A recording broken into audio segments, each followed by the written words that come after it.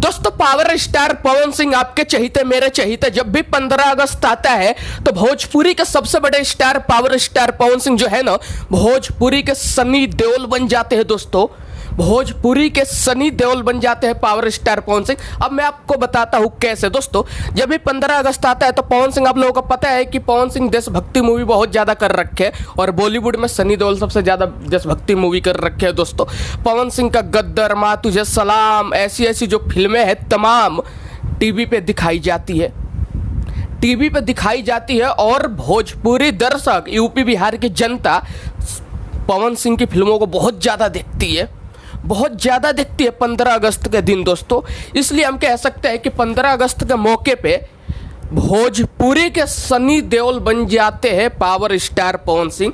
दोस्तों अगर आप लोग पवन सिंह के फैन हो तो आप लोगों से यही कहूँगा कि आप लोग भी 15 अगस्त के दिन पावर स्टार पवन सिंह का मूवी देखिए और अपने घर वालों से भी बोलिए देखने के लिए। मेरा भारत महान इस बार आया है पवन सिंह का, जो कि देशभक्ति मूवी है। आप लोग इस मूवी को भी देखिए।